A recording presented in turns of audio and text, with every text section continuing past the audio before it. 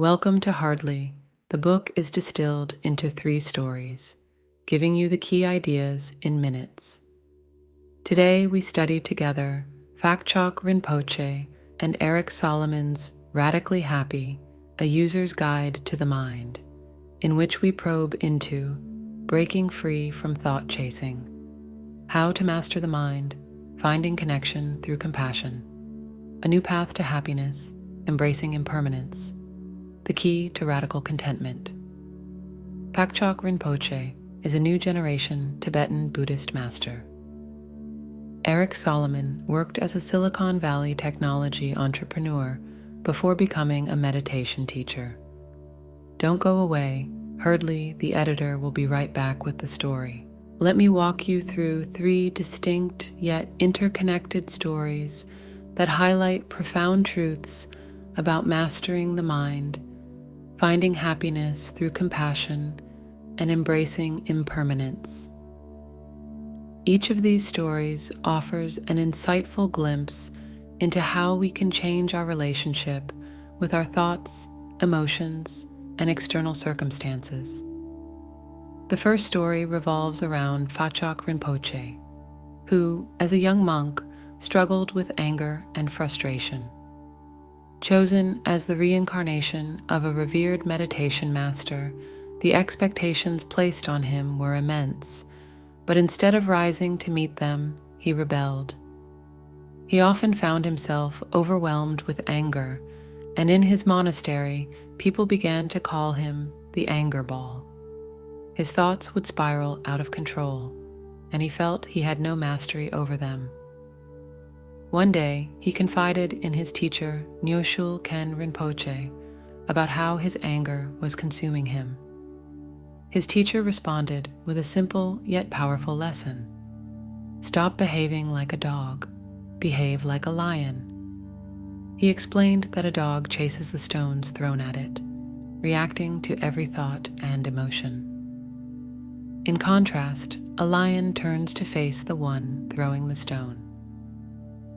This metaphor helped Phakchok understand that instead of chasing every negative thought, he needed to observe the mind itself, the source of those thoughts.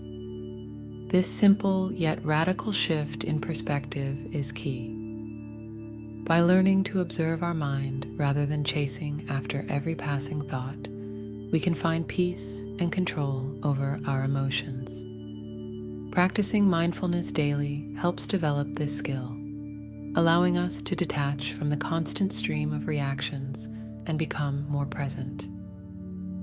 This leads us to the next story, one about Erric Solomon, a successful tech executive from Silicon Valley who seemingly had it all: a dream home, a thriving career, and a beautiful life. However, one day, standing in his solar-heated pool with an exquisite view of San Francisco, Erric realized he felt completely numb. Despite his external success, he was emotionally lost. The weight of a sudden financial crisis, where his company's stock plummeted, left him drowning in stress and fear. That morning, he was woken by a phone call from his meditation teacher.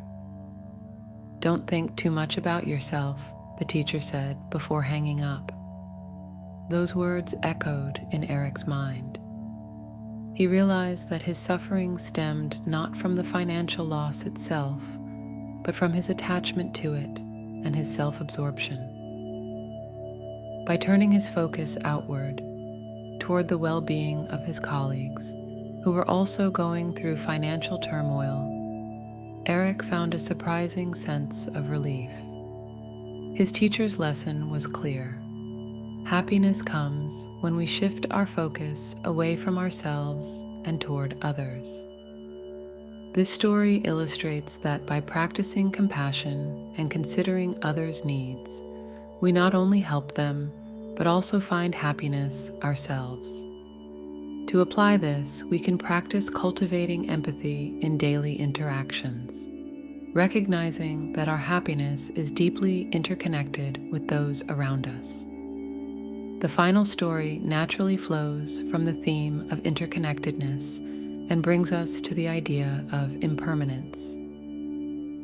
Phakchok Rinpoche tells the story of how he was once driving through the English countryside, preparing to give a talk on happiness.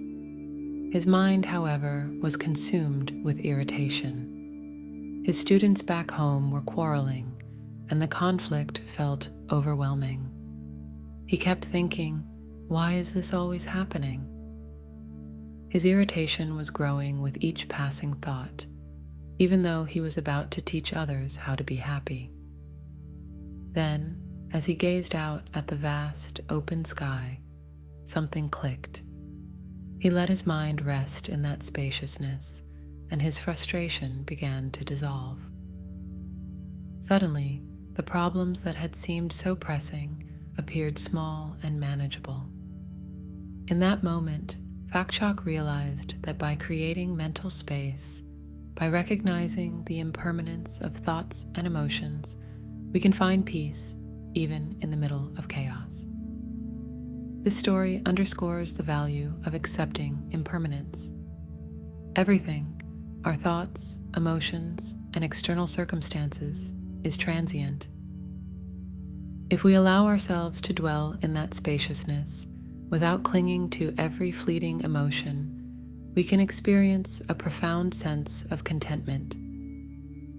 Practicing this in daily life means taking moments throughout the day to pause, breathe, and recognize that no matter what we are feeling, it will pass.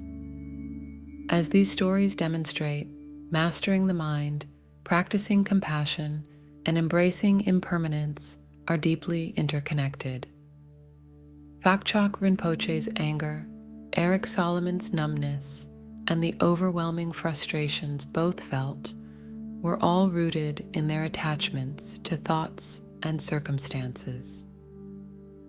Once they learned to shift their perspective, whether by observing their thoughts like a lion, focusing on others, or accepting impermanence, they discovered a deeper, more lasting sense of happiness. In our own lives, we often fall into the trap of chasing thoughts or clinging to fleeting moments. But by practicing mindfulness, focusing on others, and accepting the impermanence of life, we can break free from this cycle and find true peace. As the editor of Hardly, by learning these lessons, we may discover a way to live with greater freedom, compassion, and resilience in an ever-changing world. Each story comes from the most representative real-life cases selected by the Hardly team from this book.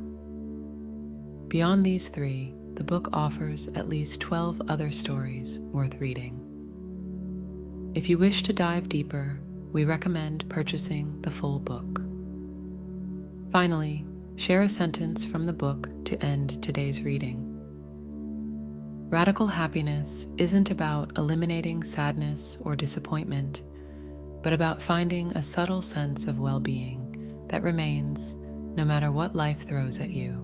As we come to the end, let's revisit the key insights: mastering the mind, cultivating compassion, and embracing impermanence.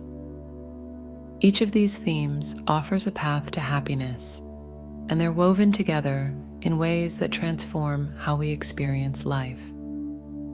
One final story illustrates these principles beautifully. In the book, Eric Solomon recalls a moment during a corporate meltdown when he was on a conference call with his team, trying to save a faltering company. Everyone was tense, stressed about the looming disaster, but instead of succumbing to the pressure, Eric paused and took a moment to breathe deeply. He let his mind rest and reminded himself that the panic of the moment would pass. This simple shift in perspective allowed him to focus clearly on solutions instead of being overwhelmed by the crisis. His calmness not only helped his team navigate through the chaos, but it also inspired them to approach the problem with fresh energy. This story reveals how mindfulness and embracing impermanence can ground us in moments of high stress, turning confusion into clarity. These lessons reaffirm the importance of not chasing every thought, focusing on the well-being of others, and accepting life's transience. Each story and practice from the book provides tools to navigate life with more peace and purpose. By applying these insights, we unlock a radically new way of being, one that's resilient and deeply compassionate.